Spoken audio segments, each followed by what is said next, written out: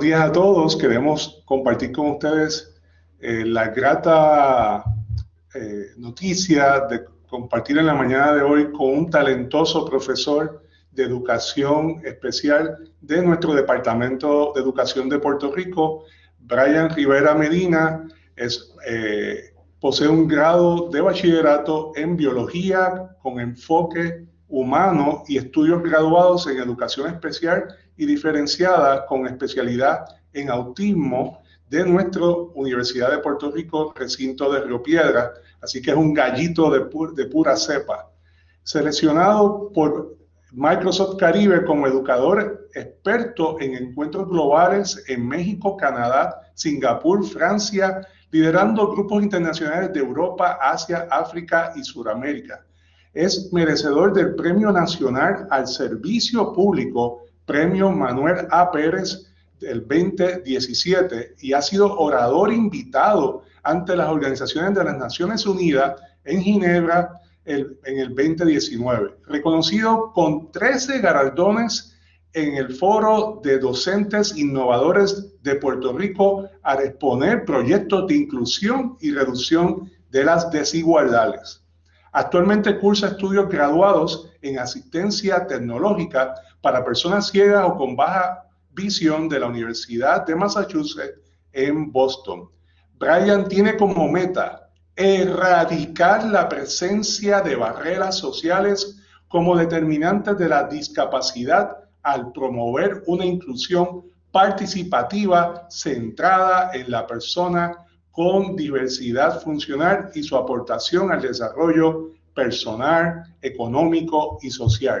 Gracias, Brian, por acompañarnos en este segundo encuentro. Bienvenido. Aquí está la audiencia lista para escuchar la innovación que tú quieres compartir con nosotros.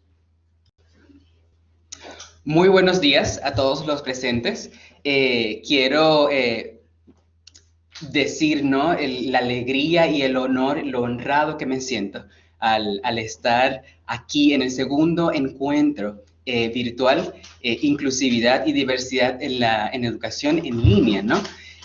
Adicional a eso, agradezco la invitación y con mucho cariño al doctor Josué Hernández Álvarez, director ejecutivo de la División de Educación Continua y Estudios Profesionales, y a la doctora Yajaira Torres Rivera, directora de la Unidad de Educación en Línea, por abrir un espacio de convergencia y apertura a una realidad distinta. Hoy tenía planificado correr mi presentación con un libreto donde invocaba espectaculares citas, tratados, actas, leyes de todos los tamaños, de todos los sabores y de todos los colores. Sin embargo, hoy quiero salpicarlos con algo más que solo palabras. Palabras que pueden verse como imaginarios, como utopías y como meras aspiraciones. Mientras estudiaba y me formaba en la Universidad de Puerto Rico, recinto de Río Piedras, mis profesores, el doctor Edwin Vega, la profesora Anaida Pascual Morán, la profesora Yolanda González, un poco me servían lo que era la inclusión y todo ese contenido desprendido de lo que para los libros, para pensadores y para ellos era la inclusión. Yo venía de un programa de ciencias, un programa quizás un poco frío, donde estaba acostumbrado a las células, al cerebro, a condiciones, etc. Y no entendía, por más que mis profesores me instruían en el significado de lo que era la inclusión. No lo internalizaba, no lo captaba. Pero me di cuenta que no era una mera, quizás, comprensión de lectura, sino lo que me aquejaba no era precisamente eso, era la carencia de vivencias y mi propia construcción de la inclusión. Era un discurso que no podía entender precisamente porque no lo había construido. Poco a poco, con el pasar del tiempo, ¿no? Me di cuenta que para entender la inclusión tenemos que concebirla. Tenemos que colocarle un rostro, tenemos que colocarle una sonrisa, tenemos que darle aliento para que viva. Y asimismo, con el tiempo, tenemos que enseñarle a caminar, tenemos que enseñarle a correr, a hablar y darle una voz. Y creo que ese proceso de humanizar la inclusión es precisamente lo que ha motivado mi trabajo y lo que ha inspirado bajo construcción lo que es la inclusión. Y eso es un poco lo que quiero en este día mostrarles. Fuera de citar textos, quiero colocarle un rostro a ese proyecto de vida independiente que pretendemos como educadores para todos los individuos, personas, más bien con diversidad funcional. Durante estos 2 días desfilarán por este medio muchos recursos, muchas ideas. Y hay una frase que de repente vino a mi cabeza un día, de pensar la inclusión fuera de la caja. Pensar más allá de los recursos que tenemos disponibles, pensar más allá de las circunstancias a las que nos enfrentamos cada día. Nos hemos acostumbrado ya a tener tanta incidencia, tanto cambio, que sin duda es parte de este proceso evolutivo de lo que es ser educador de las diferencias y crear todo un plan para algo que ni siquiera conocemos. Y en ese sentido, esa particularidad de creación espontánea, ese Big Bang que nos viene, una vez se presenta terremotos, huracanes, una pandemia, es sumamente importante. Y eso es algo que podemos obtener y aprovechar durante este proceso, ¿no? Y tomar ventaja de sentarnos, tomar una parte y en esa parte crear algo totalmente nuevo, partiendo de nuestro conocimiento previo y de nuestra meta. A partir de esa construcción, hemos desarrollado estos 4 pilares, ¿no? Que dan un poco este nacimiento al tema de estos 2 días de encuentro. La diversidad, el hecho de entender que todos somos diferentes, pero merecemos lo mismo.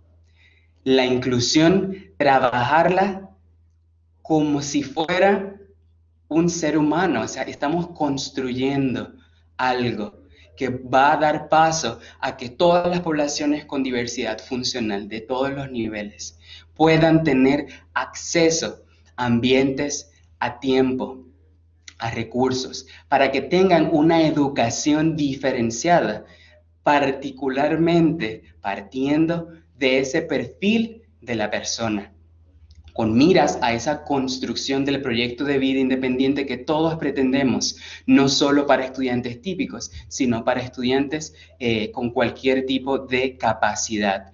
Ese tipo de cambio de discurso acá en Latinoamérica se tiene que dar. Ese cambio de discurso para conversar y abrir espacios de convergencia para discutir lo que son las capacidades de cada ser humano y no la discapacidad que posiblemente etiquete a ese ser humano y no lo define sin duda. El hecho de traer lo que es la tecnología, sin duda, viene a crear un protagonismo luego de la emergencia por COVID-19, sobre todo para personas con diversidad funcional, porque por un lado podemos pensar que la brecha entre accesibilidad se ha incrementado precisamente por la distancia que tenemos y no tenemos esa contingencia, ¿no? De que haya un educador constantemente con con la persona, ¿no? Y la vaya guiando y haya ese acompañamiento. Así que un poco la tecnología viene a eso, viene a normalizar y a apoyar, viene a acompañar como un recurso asistivo. Y es algo muy, muy importante. Y un poco quizás nos pueda venir a la mente el hecho de que todos nuestros estudiantes no tienen el acceso a los recursos, pero nosotros como educadores, ¿cuán responsables somos de eso? ¿Cómo hacemos responsable a la comunidad de la continuidad de la educación para poblaciones con diversidad funcional? Un llamado que hago en el día de hoy es a pensar en un modelo multisectorial de respuesta. Todos nuestros países y todos nuestros sistemas educativos requieren y necesitan un modelo multisectorial de respuesta educativa donde coloque en el centro y al frente a todos nuestros estudiantes, tengan o no una diversidad, porque ellos son el centro, ¿no? Y partiendo de ese centro, involucramos a nuestras comunidades, nuestros departamentos de educación, líderes comunitarios, líderes educativos, de todos los niveles, de todos los sectores, precisamente velando por la continuidad. Tenemos que continuar, no importa qué. Ese es un mensaje que quiero que nuestros líderes y todas estas personas que están involucradas en crear políticas, necesitamos un modelo donde la continuidad sea el norte, basado en el estudiante como centro. No nos podemos detener, no importan las circunstancias, tenemos que continuar. Algo que verdad, la emergencia por COVID-19 ha traído es una serie de retos, de muchos cambios. Y como educadores nos preguntamos, ¿cómo podemos llegar al estudiante si ahora estamos tan distanciados, incluso más que antes, del estudiante? Cómo podemos cubrir sus necesidades, cómo hacemos el proceso relevante, cómo le damos pertenencia, que es algo tan importante en la diversidad funcional.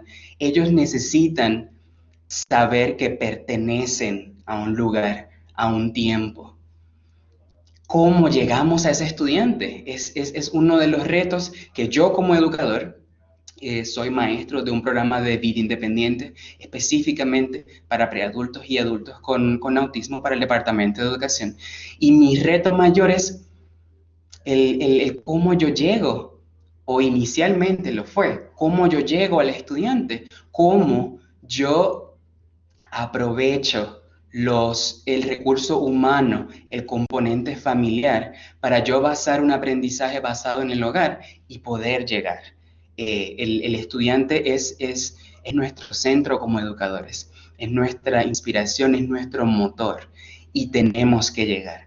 Ahí es donde nace este término de yo llamarle a los padres educadores afectivos. Son o tienen que absorber una posición de educadores afectivos. ¿Por qué? Porque pueden abrazarlos, porque los pueden proteger aún más que nosotros, porque los pueden besar. Hay todo un componente y todo un balance que tiene que hacer el padre o el tutor o tutora legal, que crea toda una nueva dinámica, todo un nuevo concepto, una reimaginación de lo que es inclusión. Usualmente pensamos inclusión, ¿verdad? Usualmente, repito, como el acceso quizás a un espacio, es quizás nuestro referente directo e inmediato.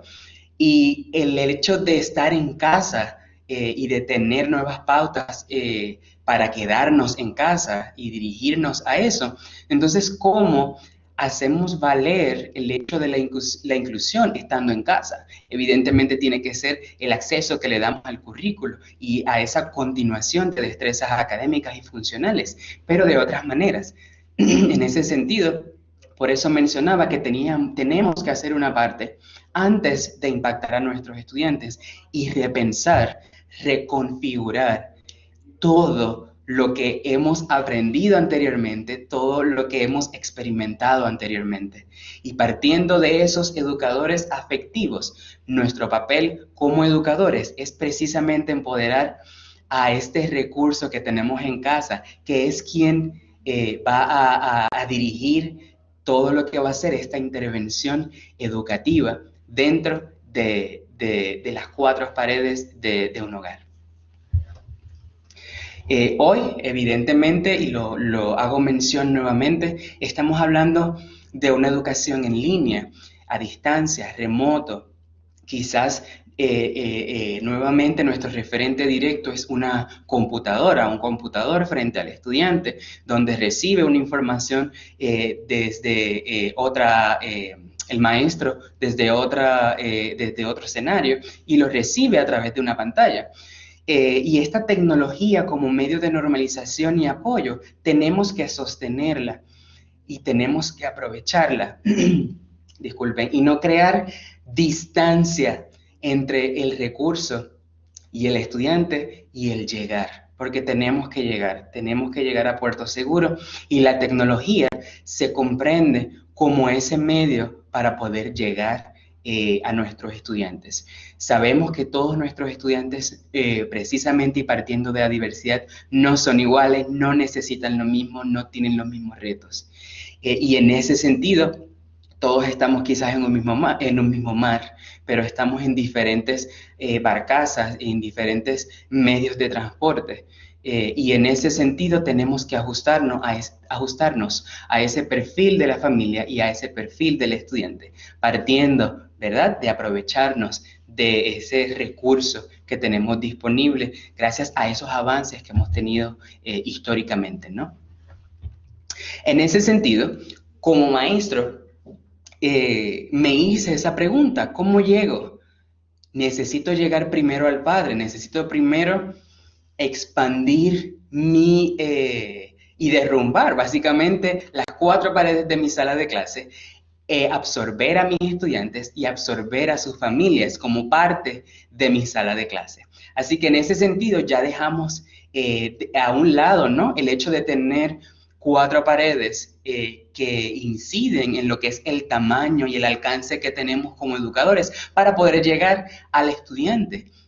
Y en esta ocasión, ¿qué hice? Pues, ok, mis estudiantes tienen acceso a un celular. Inicialmente no tenían tabletas, pues voy a crear entonces un canal de YouTube donde yo pueda crear videos instruccionales para capacitar a los padres en términos de la posibilidad de utilizar quizás el teléfono celular o una tableta o la tecnología que tenían disponible para llegar al estudiante e impactarlo, ¿verdad?, de cierta manera que respondiera a esa facilidad y ese alcance inmediato que tenían los padres en términos de acceso a una plataforma tan común y tan famosa, por decirlo de alguna manera, como lo es YouTube. Desarrollé un canal para los padres, precisamente para eso. Y le coloqué, ¿verdad?, esta frase que me fascina muchísimo, que les había mencionado anteriormente: inclusión fuera de la caja, donde paso a paso yo como maestro iba acompañando a los padres en ese proceso de transición para que se convirtieran sin duda en esos educadores afectivos que yo había contemplado y les había explicado. O sea, ustedes van a estar en un proceso de transformación, así como lo estoy yo como educador y como lo están los estudiantes al aprender desde su hogar. Y en ese sentido, no nos quedamos en quejas, no nos quedamos quizás en el mismo lugar dando vueltas, sino que a todo reto, 1000 soluciones. Y eso es otro mensaje que les quiero dejar.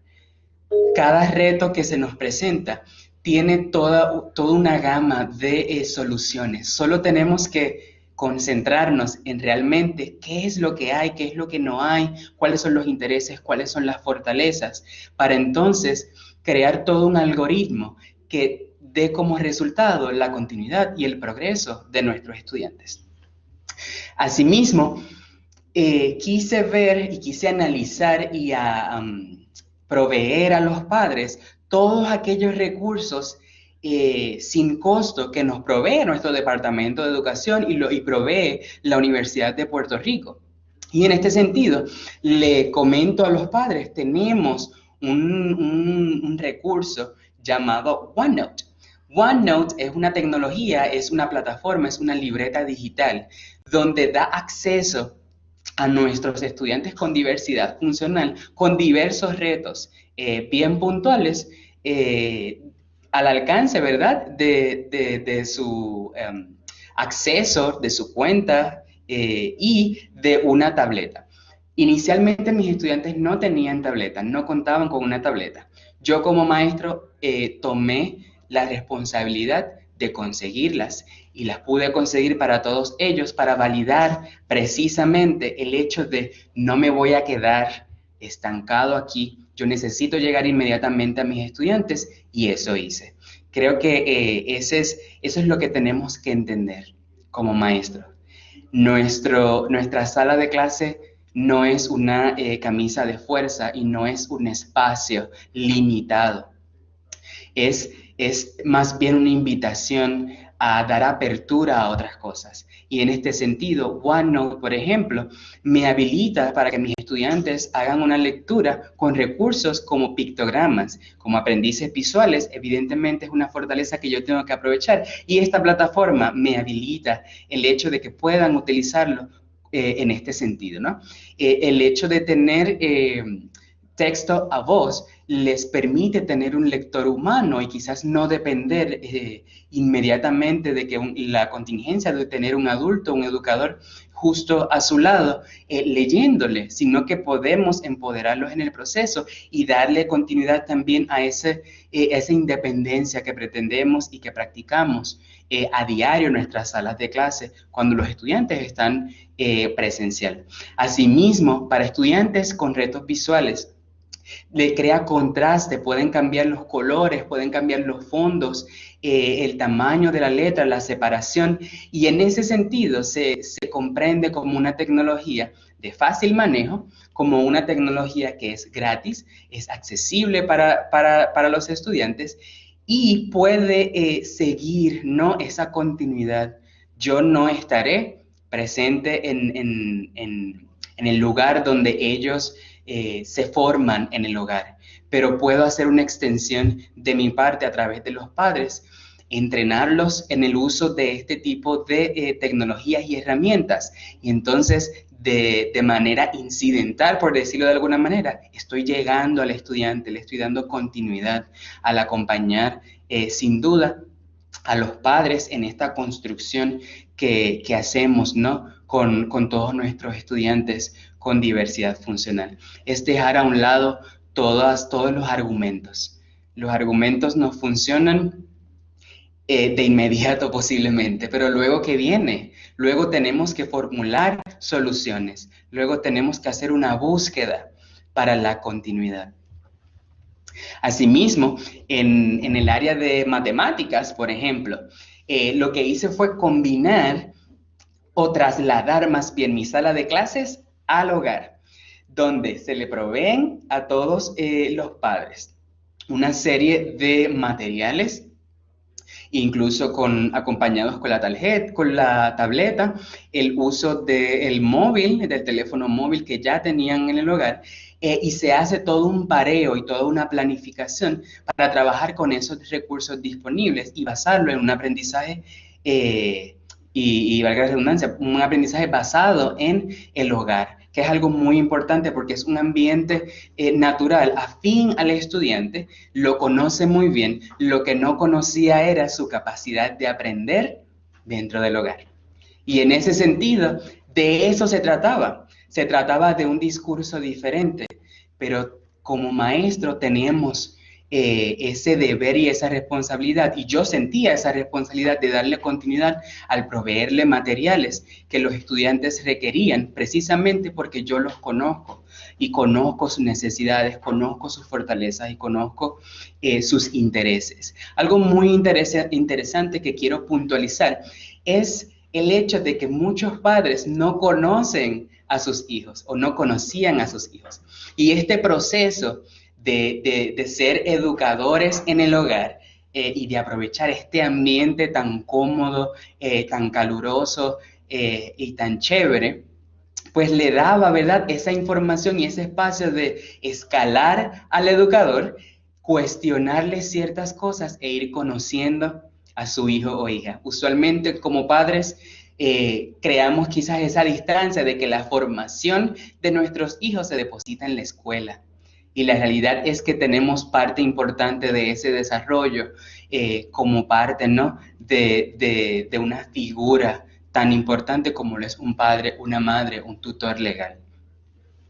Asimismo, nuestros estudiantes del programa de vida independiente tenían que estar inmersos en lo que eran dinámicas dirigidas precisamente a destrezas de vida.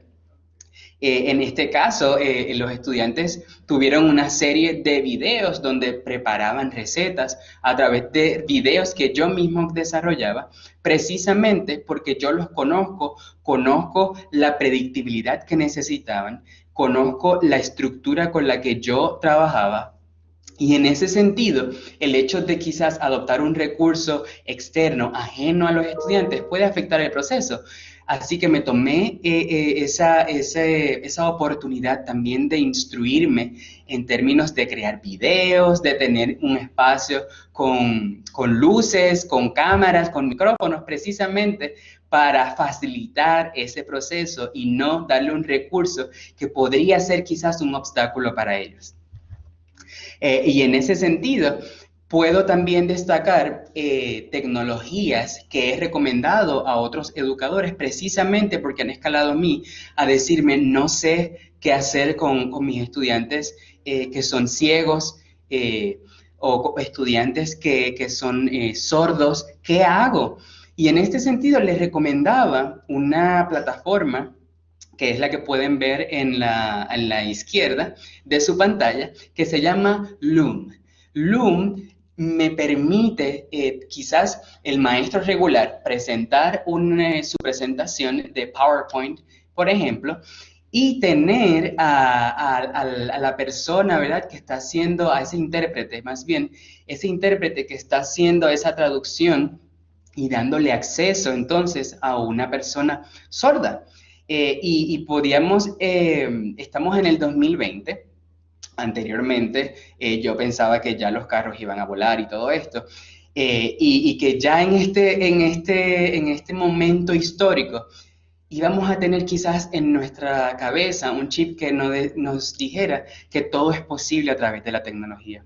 Pero para muchos no es así y tenemos que facilitarle todas las herramientas, el entrenamiento y el apoyo precisamente también para seguir impactando a otras poblaciones y seguir construyendo, que es lo más importante. En el caso de Seeing AI, que es una tecnología, ¿verdad?, basada en inteligencia artificial, hace lecturas, por ejemplo, de artículos en un supermercado, descripción de colores, descripción de monedas, lee textos breves, lee textos un poco más amplios.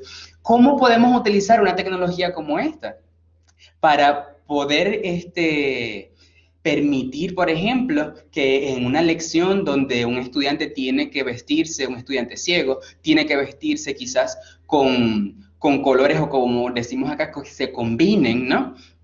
Y en ese sentido, ¿cómo aplicamos una lección, este tipo de tecnología que reconoce entonces el color? O simplemente una tecnología que identifica rostros. ¿Cómo podemos inventarnos un juego de, por ejemplo, el quién, entre maestro y estudiante, precisamente partiendo de una aplicación en el teléfono móvil? O sea, hay un mundo de posibilidades. Simplemente tenemos que ver el potencial que tiene cada tecnología para entonces poder aplicarlo a nuestra sala de clase, ya sea a nivel presencial o a nivel, ¿verdad?, a distancia o remoto. Pero es curioso cómo cada maestro, al conocer esa funcionalidad y ese potencial, vuela su cabeza y le vienen tantas ideas. Y eso es bien importante. Por eso tenemos que ser agentes de cambio dentro de la población que impactamos, pero también tenemos que replicarlo en otros escenarios, en otros recursos. Tenemos que capacitar y compartir. Creo que por definición, una célula cuando se divide precisamente lo que hace es eso, es compartir información. Y ese es nuestro principio, ¿no? Tenemos que una vez conocemos algo, tenemos que tener la motivación de compartirlo. Y asimismo, una vez conocemos un reto, tenemos que hacerlo nuestro. No podemos mirar a otro lado, ignorarlo y dejar que crezca como una bola de nieve, porque en algún momento nos va a empujar. Y en ese sentido tenemos que, la palabra del día, tenemos que continuar, tenemos que darle continuidad. Asimismo, uno de los grandes retos que siempre hemos tenido es el acceso al mundo laboral en nuestras personas con diversidad funcional. Trabajo con estudiantes preadultos y adultos que ya tienen 20, 21 años, 19, y están transicionando, ¿no?, a esa vida adulta y a ese proyecto de vida. Y yo me cuestioné, ¿hemos fallado en incluir y crear espacios de inclusión laboral en Puerto Rico?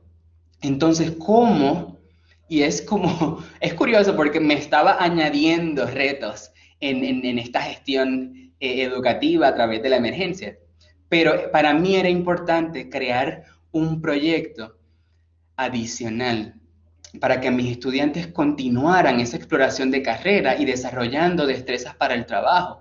Y el hogar quizás no es el escenario idóneo, pero mucho se habla de dirigir a estos estudiantes a tener un jefe.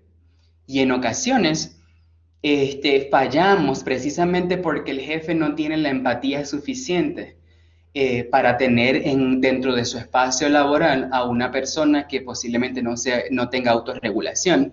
Y vamos siempre mirando ese modelo, dirigir a nuestros estudiantes con diversidad funcional a tener un jefe. Pero ¿por qué no los preparamos para empoderarlos y que sean sus propios jefes a través del empresarismo, del emprendimiento y todo este proceso educativo? Ahí nace Face Tomorrow. Face Tomorrow coloca un rostro a tu futuro. Fue también como de estos Big Bang que se nos ocurren a los maestros, de decir, quiero hacer esto. Y simplemente me senté, redacté, vacié todas estas ideas. Las ideas no pueden vivir en nuestras cabezas. Tienen que vivir fuera de ellas, y un poco, ¿verdad?, estas ideas dirigidas a lo que es la inclusión. Es sumamente interesante, y lo que hice fue crear estos kits que un poco dirigían a los estudiantes a crear sus mini empresas, partiendo, ¿no?, de esas prácticas y de las instrucciones. Pueden ver algunos de los kits que se les daban semanalmente, donde se les daba instrucciones a través de pictogramas. Y yo quiero hacer un modelo inclusivo a través del emprendimiento y el empresarismo. Para que lleguen a un empleo, tengo que ajustarme a nivel de comunicación de los estudiantes, y tengo que dirigir esa instrucción mediada precisamente por esa búsqueda de llevarlos a un espacio donde ellos puedan tener autodeterminación y la autonomía suficiente para vivir, ¿no?, en conformidad a un proyecto que le pueda dar desarrollo económico y aportar. Sabemos que gran parte de nuestros padres que tienen hijos con diversidad funcional tienen que decidir quién se queda y hacer el cuidador de esta persona, ¿verdad?, con diversidad funcional. Y entonces el ingreso en la familia, pues un poco se ve perjudicado. Pues entonces, ¿cómo involucramos también a la familia en todo este proceso de construcción? Asimismo, aprovechamos este proyecto para instruir a nuestros estudiantes en pautas y comportamientos dirigidas a distanciamiento a través de lo que se llama el marketing de proximidad, donde se le dio una tecnología a nuestros estudiantes. Voy a pasar un poco a anterior. La tecnología que el estudiante tiene en su muñeca, un poco esta tecnología fue programada para transmitir una página web donde estaban los productos que creaba el estudiante y nadie tenía que estar cerca de él para conocer qué estaba vendiendo. Y a través de esa tecnología Bluetooth, pues entonces integramos la tecnología dentro de esta instrucción, continuamos desarrollando esta pertenencia a nuestros estudiantes e integramos todas estas tecnologías disponibles para precisamente también incidentalmente instruirlos en literacia tecnológica para darle una ventaja competitiva. La ventaja competitiva es sumamente importante precisamente porque diariamente vamos teniendo avances tecnológicos y lo que hacen en ocasiones es distanciar a las personas con diversidad funcional precisamente por la complejidad de estas tecnologías. ¿Cómo le damos una ventaja competitiva? Eso es algo que tenemos que tener en mente siempre cuando vamos entonces a impactar a nuestras poblaciones con tecnología. Asimismo, el uso de realidad virtual y realidad aumentada. Tuvimos hace unas semanas, un mes y varias semanas, el famoso Shakeout, donde los estudiantes pasaban por el proceso de simular el protocolo o los pasos de un simulacro de terremotos. Hemos tenido diferentes incidentes acá, ¿no? Con terremotos. Pues, ¿cómo yo llego al estudiante si no estoy con él? Si quizás no le puedo mover la mano para que tenga una simulación lo más real posible. Pues entonces adquiero estos dispositivos apoyados con un teléfono móvil donde ellos pueden tener sonidos, el movimiento, puede incluso la pantalla le daba las instrucciones de agáchate, cúbrete, sujétate. Y en ese sentido llevaba a la tecnología a su hogar, facilitaba el hecho de adquirir esa predictibilidad que es bien importante para mis alumnos, de qué hacer bajo estas circunstancias.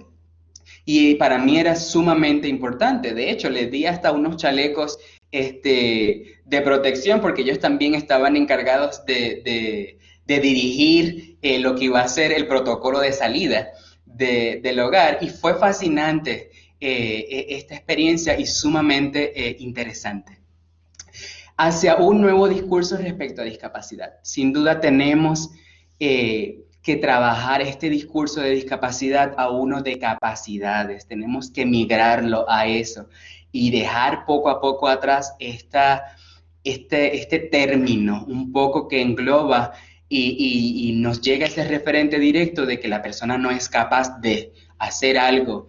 Y en ese sentido, lo que he desarrollado durante la pandemia no ha ocurrido en el aire y no ha ocurrido como algo espontáneo, sino que con el pasar del tiempo he ido desarrollando y teniendo la meta de crear un proyecto hacia esta vida independiente, hacia este literalmente proyecto de vida y esta construcción. En este sentido, en 2019 desarrollé el proyecto Microhabitat Smart City for the Blind, donde trabajaba para un programa de educación especial acá en Puerto Rico que se llama MOSEI. Es un modelo de servicio, salón de enseñanza individualizada con promoción a grado. Los estudiantes al finalizar su cuarto año obtienen un diploma regular.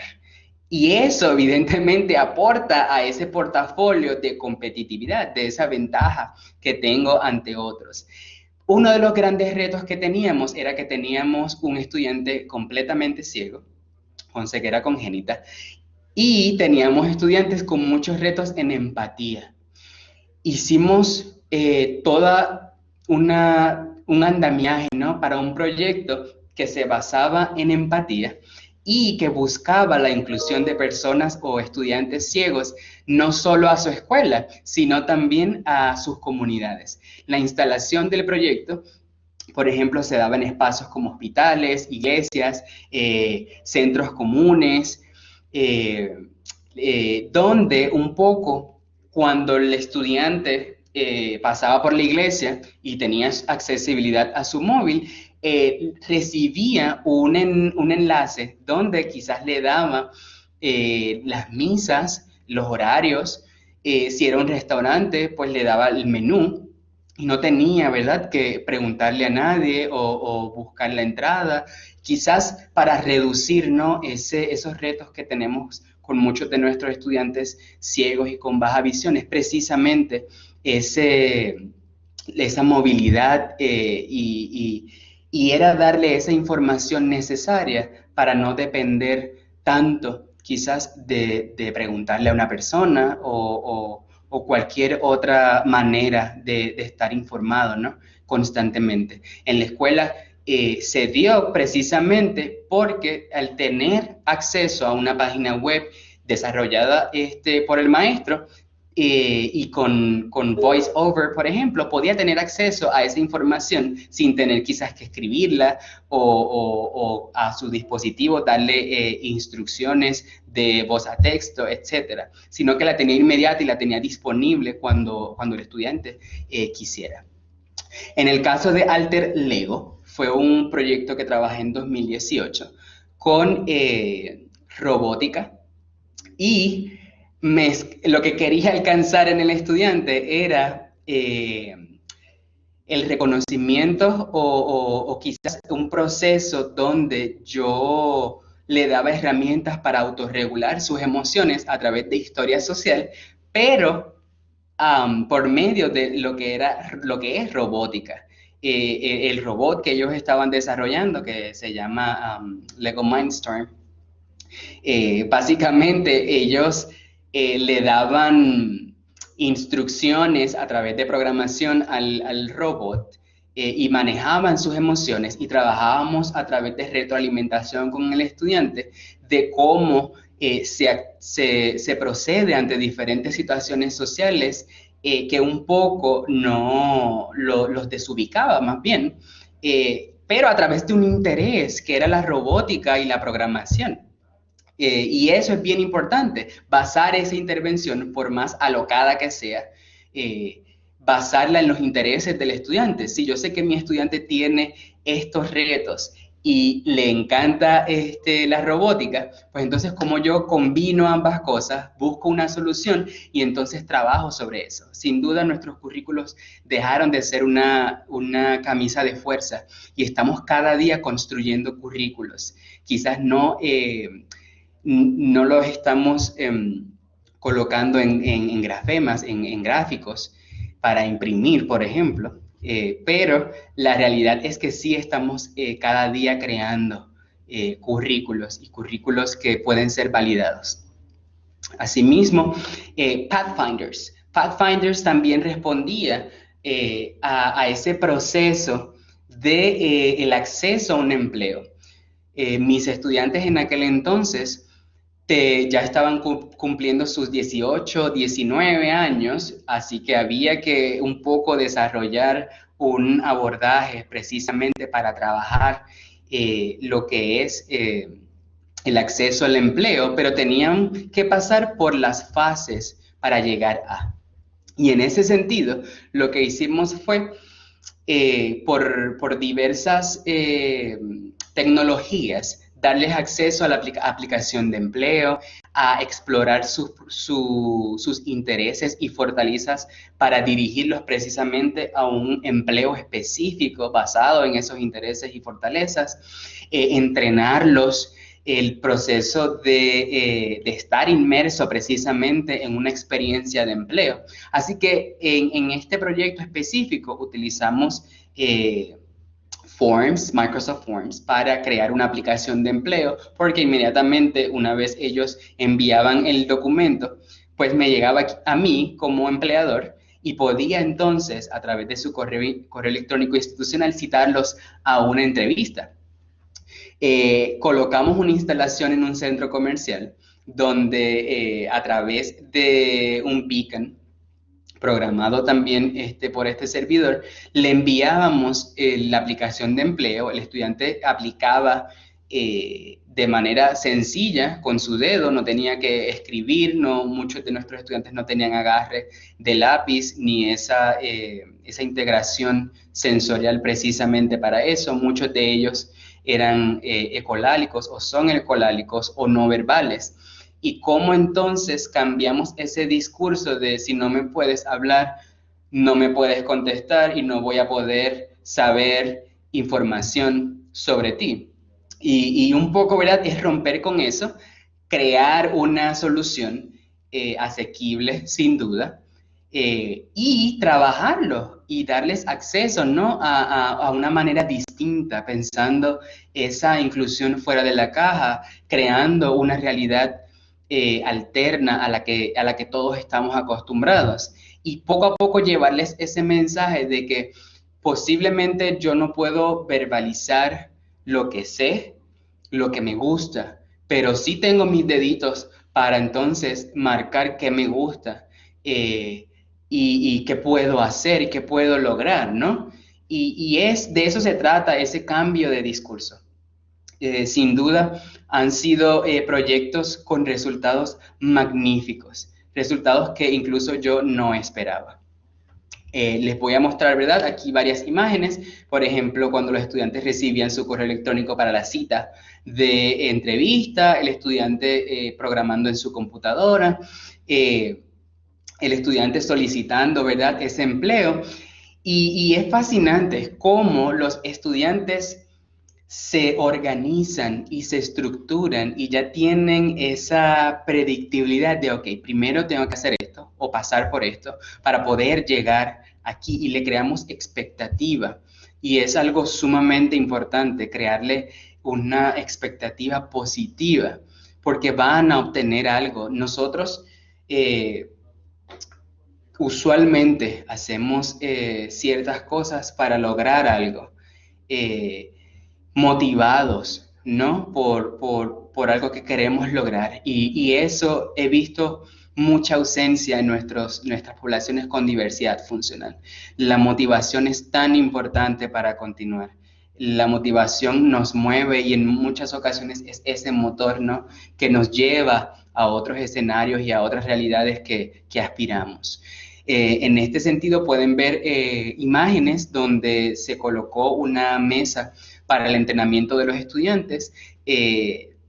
Abajo pueden ver una sesión de entrevista con una estudiante que tenía muchos retos en habla y lenguaje y se le proveyó un comunicador desarrollado en PowerPoint. Era lo que teníamos a la mano, ¿no? Y ella pudo demostrar que ella sí podía contestar mis preguntas, pero era de otra manera. El problema no lo tenía ella. Es una realidad. Y un poco, ¿verdad? Trabajamos con esos recursos y ese ambiente precisamente para darle ventaja competitiva, para darle una estrategia de normalización y no ir con desventajas, ¿no? A un proceso tan importante como lo es una entrevista de trabajo. Al finalizar, hicimos una colaboración tanto con los padres como con un supermercado que tenemos acá en Puerto Rico, donde se le dio la oportunidad a estos estudiantes de tener su experiencia de trabajo. Y los padres nos apoyaron precisamente porque ese trabajo que habían hecho los estudiantes tenían que tener una remuneración económica. ¿Por qué? Porque yo no trabajo gratis. Y ese es un mensaje, ¿no? Que tenemos que darle también a nuestros estudiantes. Yo voy a trabajar precisamente para tener valor adquisitivo y poder tener quizás un auto o una mejor silla o una mejor condición, mi propio hogar, mi apartamento. Y es toda esa construcción de lo posible. Tenemos que hablar de las posibilidades de alcanzar mejores estilos de vida y mejores espacios, ¿no? Para poder estar. Drive Me fue motivado por un estudiante que se escapaba del hogar y abría cualquier puerta de un auto que veía pasar y entraba y representaba un peligro. Y me di a la tarea de crear un espacio donde mis estudiantes aprendieran sobre educación vial, pero de una manera adaptada. Usualmente cuando vemos las guías para pasar un examen de aprendizaje, lo que vemos son textos y solamente la imagen que podría dar una referencia, pero no un proceder. Y en ese sentido, Drive Me, lo que desarrollé fue un centro de educación vial por estaciones, donde cada estación tenía una señal de tránsito con una tableta, donde la tableta tenía un módulo, un pequeño módulo que le hacía una pregunta. Ya los estudiantes habían sido instruidos a través del proceso de ensayo discreto para conocer las señales de tránsito, el proceder, etcétera. Y en este sentido era evaluarlos y darles retroalimentación en cada una de las estaciones de aprendizaje. Y fue bien interesante porque, como pueden ver, el estudiante de la derecha, pues respondió de una manera no asertiva y se le tenía que cobrar una multa, precisamente para trabajar el hecho de lo que yo haga tiene consecuencias. Sabemos que muchos de nuestros estudiantes tienen retos en conocer lo que son las reglas sociales y a través de este tipo de centros podíamos trabajar eso. No solo quería quedarme en el reconocimiento y en el proceder de señales de tránsito, sino que también quería trabajar las destrezas psicomotoras alineadas a lo que es la conducción. Y desarrollé entonces un simulador con 3 pantallas, juego la consola de Xbox One con sus accesorios de auto, busqué un asiento de auto con su cinturón, era hacer la experiencia lo más cercana, ¿no?, a la conducción e ir evaluando y desarrollando si en efecto el estudiante tiene la posibilidad de conducir en un futuro. Porque yo puedo ser un experto en una condición y hacer una lectura de un estudiante y decir, no puede hacer X cosa, puede hacer X cosa. Pero ¿cómo yo puedo llegar a esa conclusión si no lo he visto ejecutando, si no le he dado entrenamiento precisamente para validar esa información?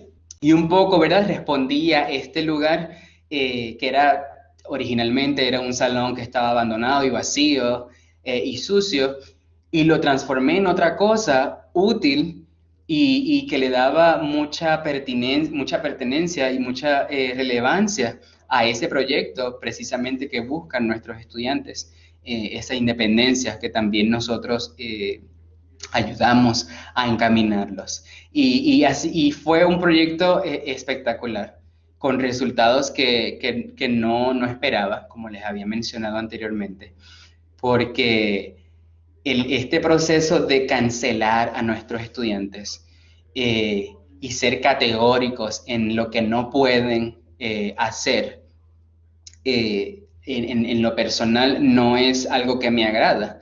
Yo quiero validar que en efecto no puede, pues entonces voy a llevarlo, lo voy a insertar, ¿no?, en este ambiente precisamente para eso. Y si no puede, en un futuro es muy probable que pueda. Entonces, ¿por qué no le doy esa oportunidad de tener acceso a un espacio donde pueda desarrollarse?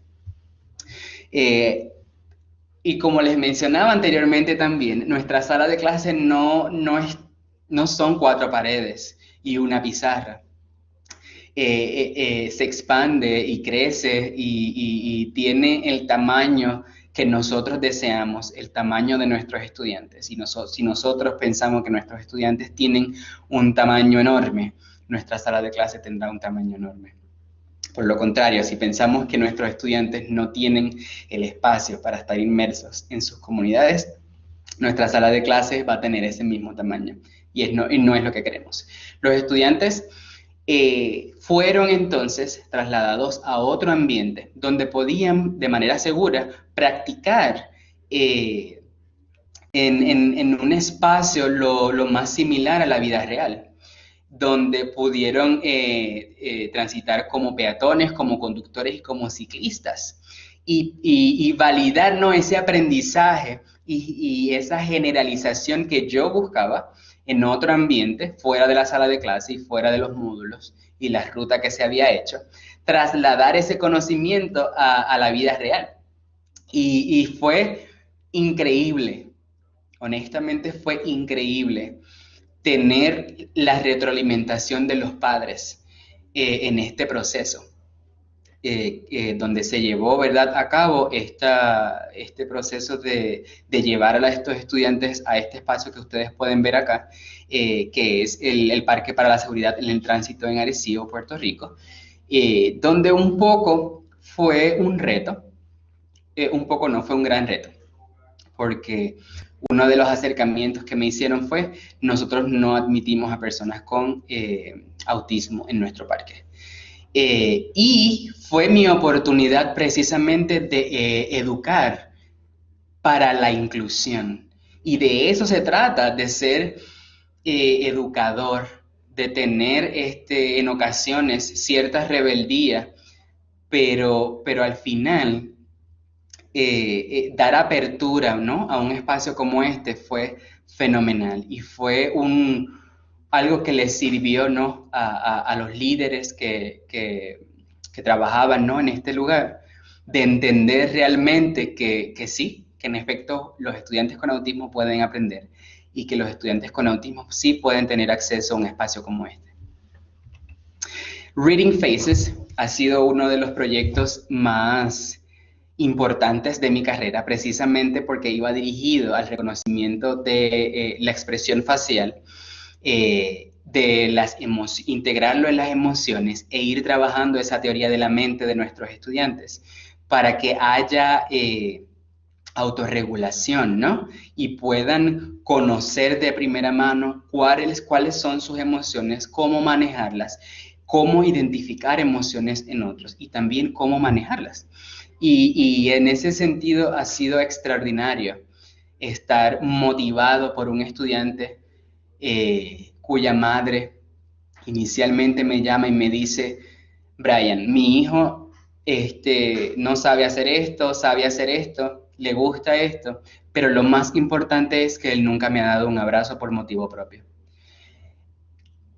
Yo diría que unos dos meses y medio luego de desarrollar este proyecto motivado por esto, el estudiante le dio un abrazo por primera vez a su madre. Sabrán que ella me llama llorando precisamente porque se logró la meta del proyecto.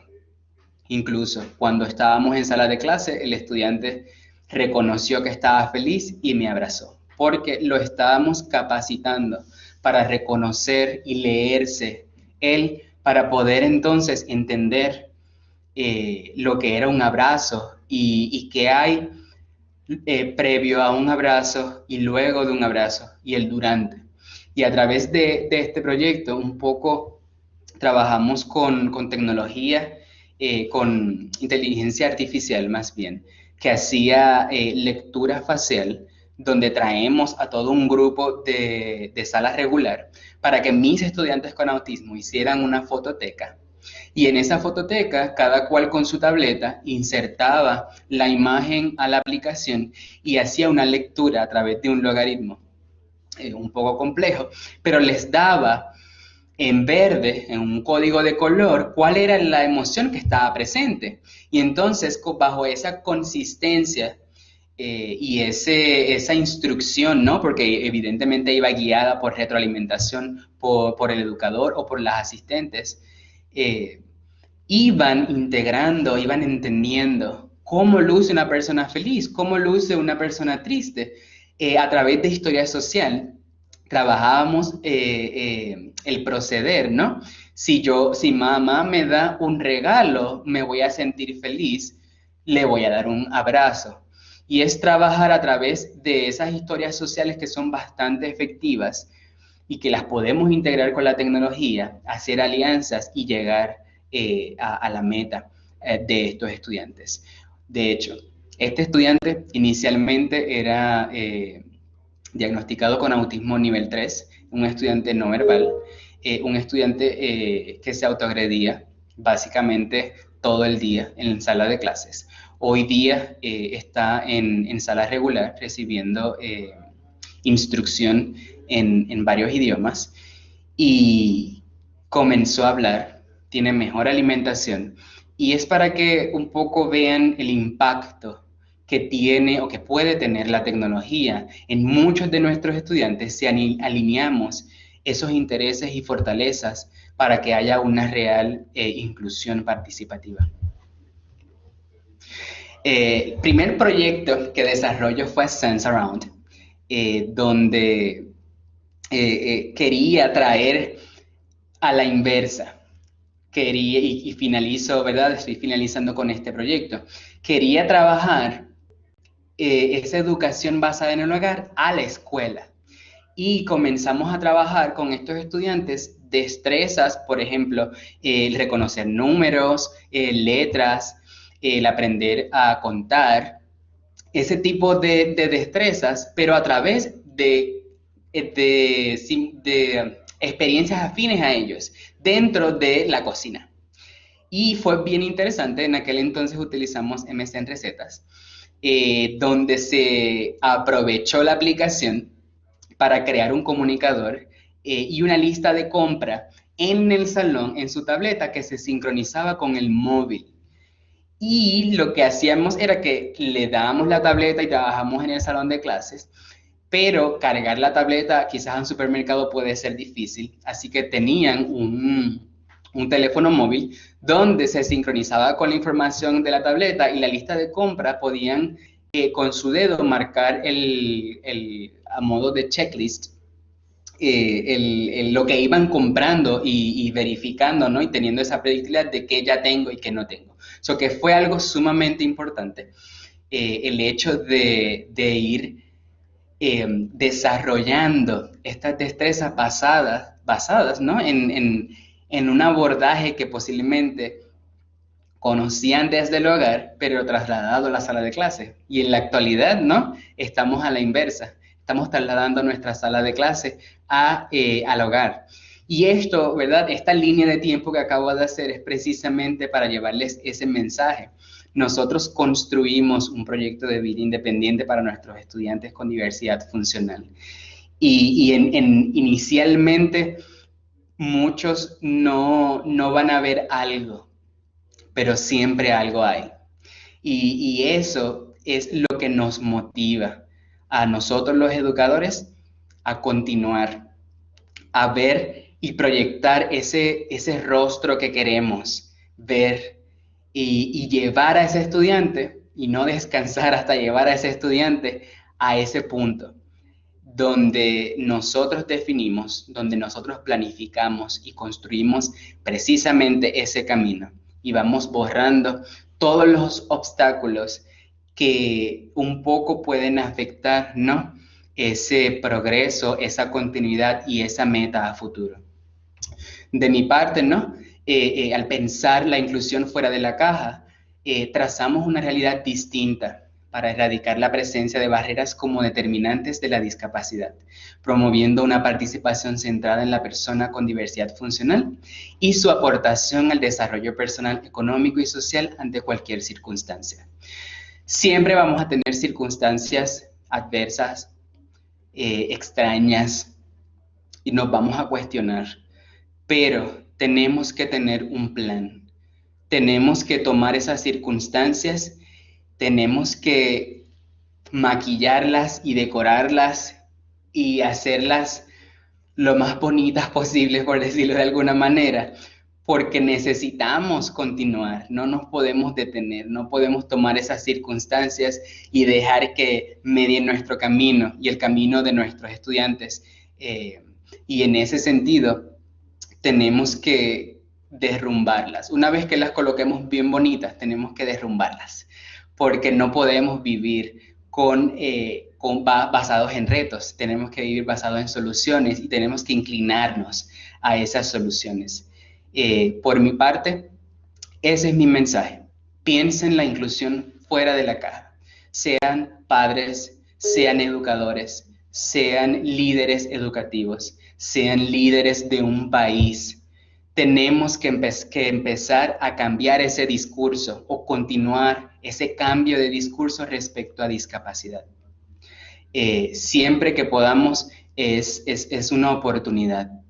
Podemos tener huracanes, podemos tener terremotos, podemos tener una pandemia, pero La palabra que he dicho muchas veces y tengo que volver a retomarla precisamente porque pienso que es como un mensaje, ¿no? Tenemos que continuar, tenemos que darle continuidad y yo creo que con eso cierro. Sigamos, por favor. Ok, una de las preguntas, ¿podrías abundar en logros de parte de los estudiantes y en reacción de las familias de los estudiantes? Inicialmente, cuando, ¿verdad? Yo siempre presento a los padres lo que voy trabajando, el diseño del proyecto, las fases, la investigación que he hecho, porque todo parte de un reto que identifico en mis estudiantes y luego comienza todo un proceso de investigación, de buscar qué tecnologías me pueden funcionar, de ver qué domina el estudiante y qué no domina el estudiante, sus intereses, sus fortalezas, todo esto se coloca en la mesa, por decirlo de alguna manera, y comienzo entonces a entretejer toda esta información y se lo expongo a los padres. Inicialmente, muchos de ellos me dicen, no, es que él no lo va a lograr, no lo va a hacer, etcétera. Pero de cierta manera me dan esa aprobación y ese cue de continuar. Y en ese sentido, ha sido un proceso donde le tenemos que dar un mensaje a los padres de la capacidad que tienen sus hijos. Ellos usualmente los pueden observar en el hogar, donde bajo mi experiencia solo los ven viendo televisión o manejando su tableta todo el día. Fuera de eso, está en una crisis, por ejemplo. Pero cada proyecto me ha servido para darle un mensaje a los padres, un mensaje muy importante, precisamente de la capacidad que tienen sus hijos de aprender.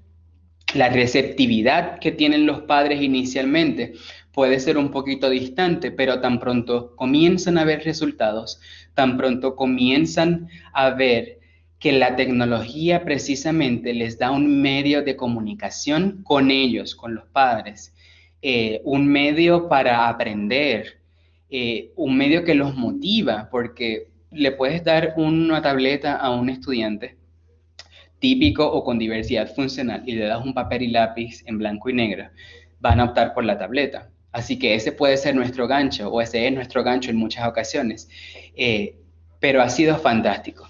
La receptividad de los padres, una vez se valida ese proceso de adquisición de conocimiento y de aptitudes, etcétera, comienzan a ser parte de un equipo, comienzan a estimularlos en el hogar, comienzan a adoptar recursos y eso es sumamente importante.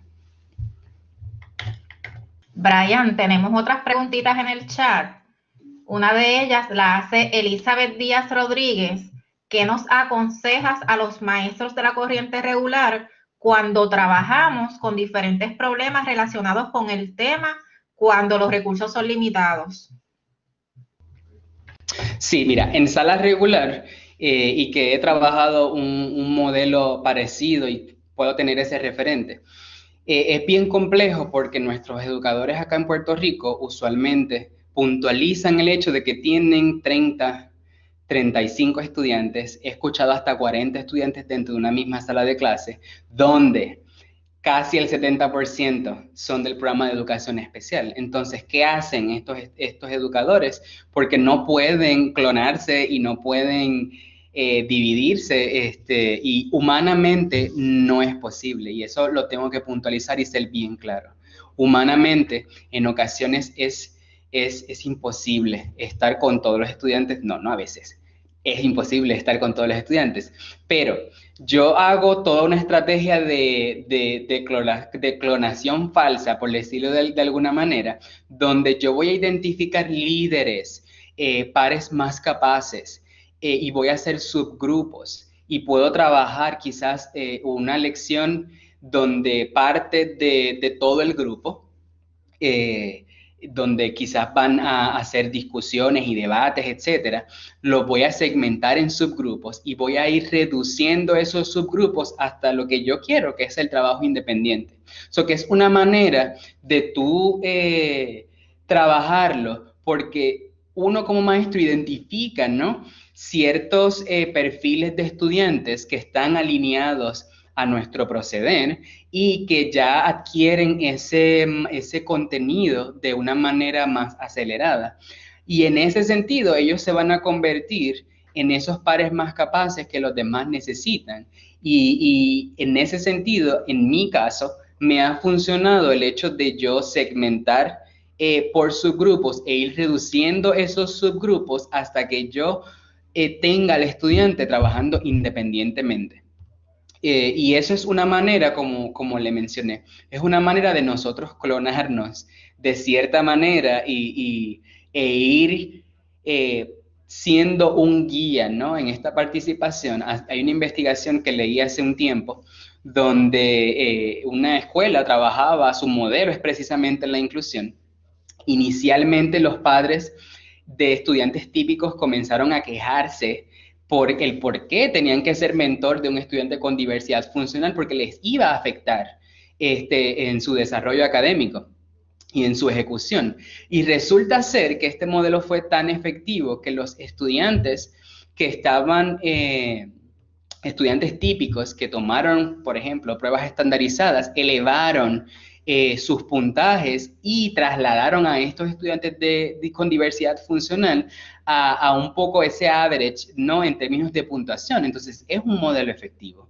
Y yo, en mi caso, ¿verdad?, les recomiendo a ella que trabaje de esta manera, y porque es bastante efectivo. E incidentalmente trabajas otras destrezas sumamente importantes que evidentemente de regreso a clases pues vamos a tener un reto, y por eso les hago la invitación a pensar esa inclusión fuera de la caja y reformular y reconfigurar lo que es la intervención educativa, porque sin duda no va a ser igual que como la conocíamos y como la practicábamos. Y en ese sentido es importante que hagamos esa parte, analicemos todas las variables y hagamos un modelo efectivo, ¿no?, que poco a poco lo vamos a ir probando, pero tenemos que cambiar las cosas, ya nada va a ser igual, y eso es algo que tenemos que entender. Excelente, gracias. Otra pregunta que nos hace Alison: ¿cómo puede ayudar a los niños si sus padres no son muy presentes?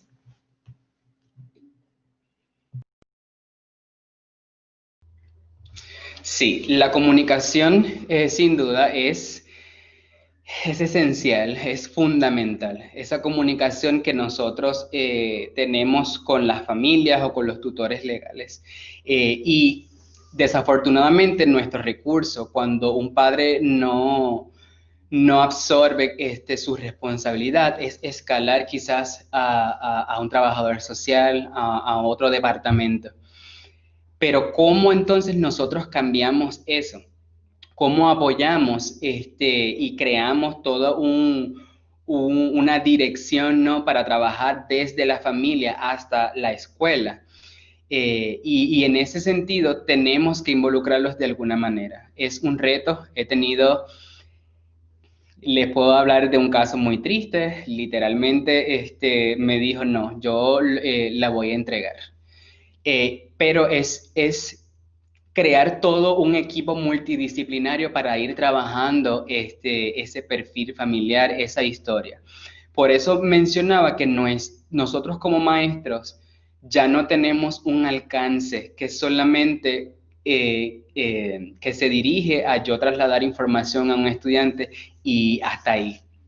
Nosotros tenemos que escalar a otros departamentos, incluir dentro del equipo multidisciplinario a estos protagonistas y estos agentes para poco a poco ir trabajando con la familia, con el estudiante, para que haya acceso, porque hay una desconexión y tenemos que entonces acercar a esa familia. ¿Cómo la acercamos?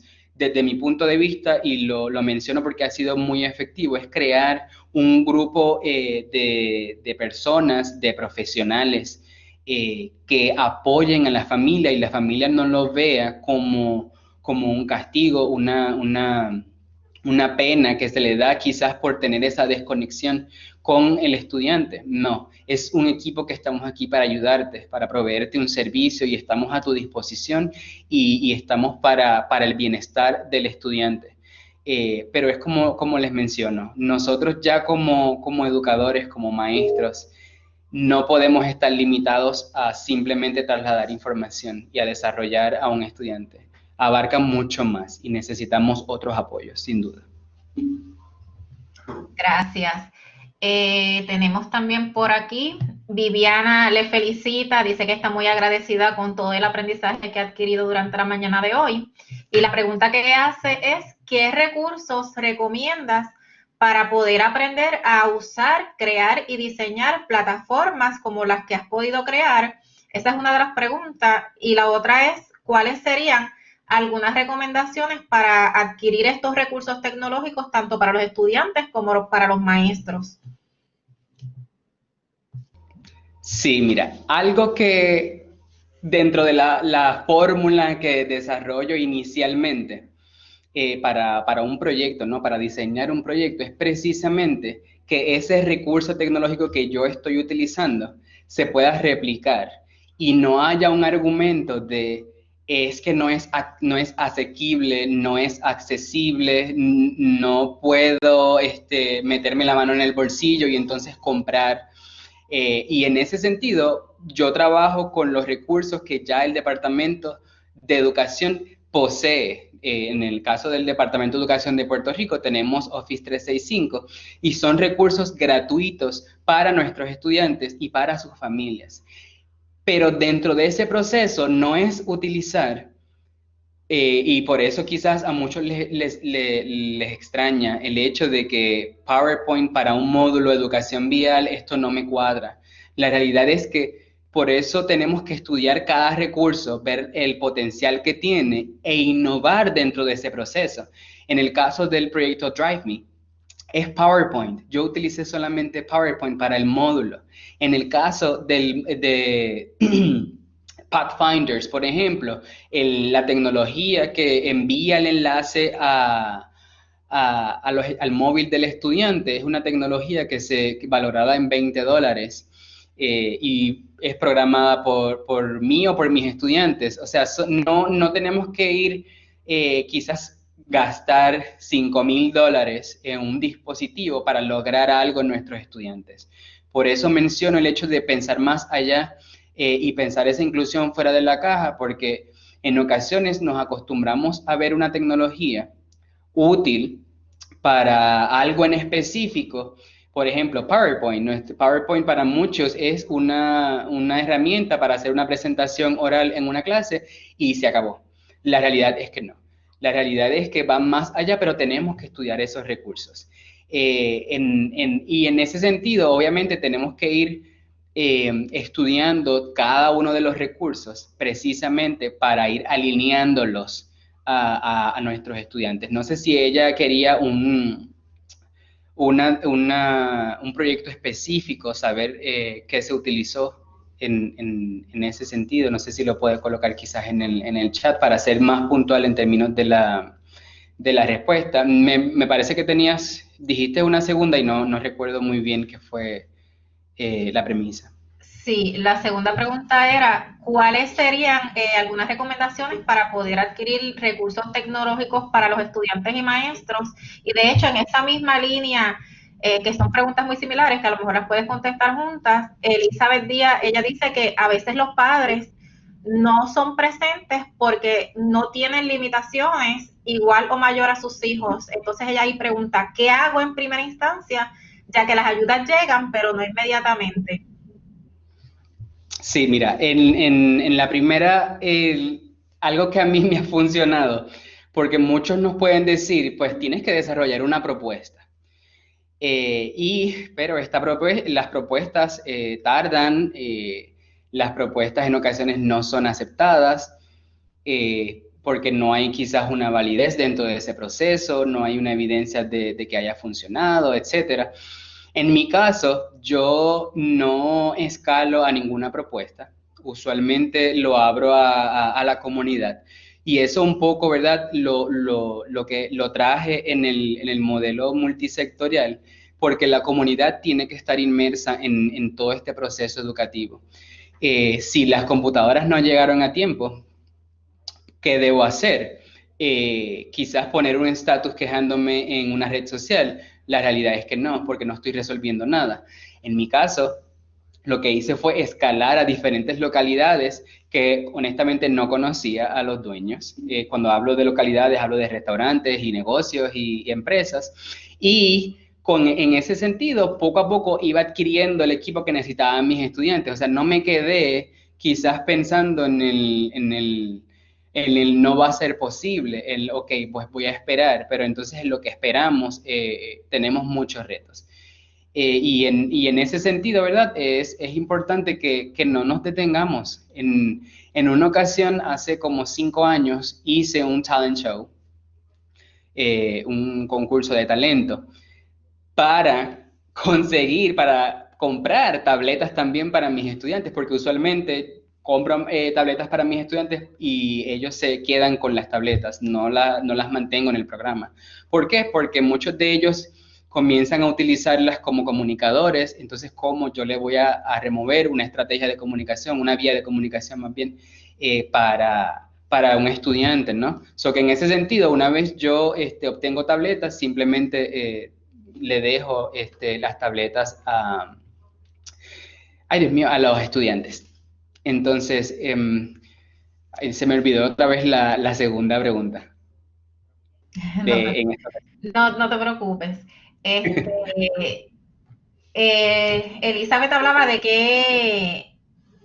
qué hago en primera instancia, ya que las ayudas llegan, pero no inmediatamente. Y la otra que te había hecho, no sé cuál de las dos fue con la que te quedaste en duda, adquirir recursos tecnológicos para estudiantes y maestros. Sí, fue la inicial. Nada, en el caso de que esos recursos no lleguen a tiempo, en términos pueden ser de un recurso humano especializado. En ese sentido, hemos tenido la costumbre nosotros los maestros de absorber muchos sombreros para mitigar precisamente ese tiempo y ese lapso en que llega el recurso. Yo no sabría qué decirte, porque la realidad es que el alcance que tenemos nosotros como educadores es mayor que cualquier otra persona, quizás dentro de ese contexto educativo. Y para bien o para mal, hemos tenido que absorber esa responsabilidad como algo añadido. Y simplemente yo lo que hago es insertarlo dentro de mi intervención, un poco, ¿verdad? Quizás para darle, por poner un ejemplo, darle un tratamiento de habla y lenguaje o estimular habla y lenguaje, en lo que posiblemente llega una terapista a una lección que tengo de ciencias. Y en ese sentido, hemos tenido como educadores que absorber esa responsabilidad en lo que llega un recurso, en lo que llega un especialista, por ejemplo.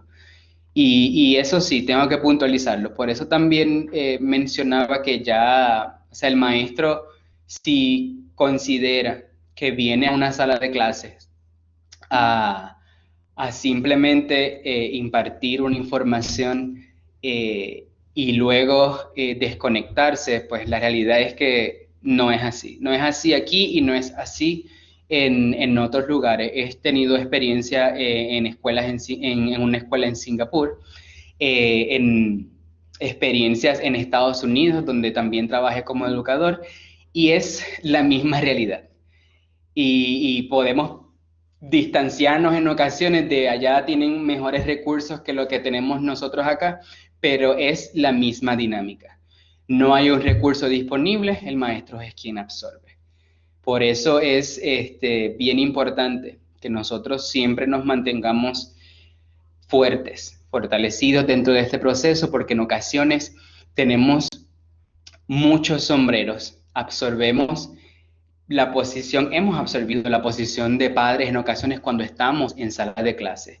Y hace unas semanas, diría, un reportaje de una madre que entiendo su frustración, donde ella mencionaba, de hecho, que ella no era maestra, ella es madre. Pero, y me hizo rápido pensar en el hecho de cuando yo tengo que ser padre y ser educador al mismo tiempo. Y no he dicho nada, simplemente quizás sentarme y mencionarles pues, lo que he tenido, ese vacío que llenar como educador, por decirlo de alguna manera. Pero en este momento histórico en que estamos viviendo tenemos que colaborar.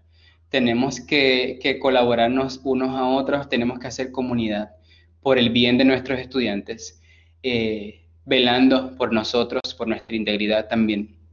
Pero sí, para bien o para mal, te tengo que decir que hemos tenido que absorber ese sombrero también como padres. Y los demás recursos, ¿no? Que cuando nosotros seguimos escalando con ciertos casos, los demás recursos que vienen a nosotros para colaborar, tenemos que aprovecharlos una vez estén presentes. Y si no están presentes, escalar a un recurso que me pueda dar quizás herramientas para yo entonces mitigar, ¿no? ese lapso de tiempo en que ese servicio aún no sea provisto.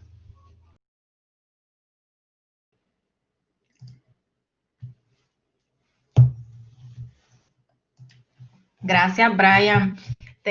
Realmente te agradecemos enormemente que hayas participado como ponente en este encuentro. Ha sido un placer para nosotros que nos hayas podido acompañar. Hay muchísimos comentarios, ¿verdad?, en el chat felicitándote. Igual en el foro en Moodle hay muchos comentarios de personas felicitándote por esta excelente presentación. Así que luego pasas por allá por el foro en Moodle para que puedas mantener contacto con la audiencia, pero ya nos vamos a ir despidiendo porque en breve, ¿verdad?, a las 11 comenzamos con otra de las conferencias, así que queremos respetar el tiempo que hemos acordado. Si puedes escribir en el chat, que hay varias personas que están pidiendo tu información de contacto, así sí, que claro, si puedes escribir eso te lo vamos a agradecer.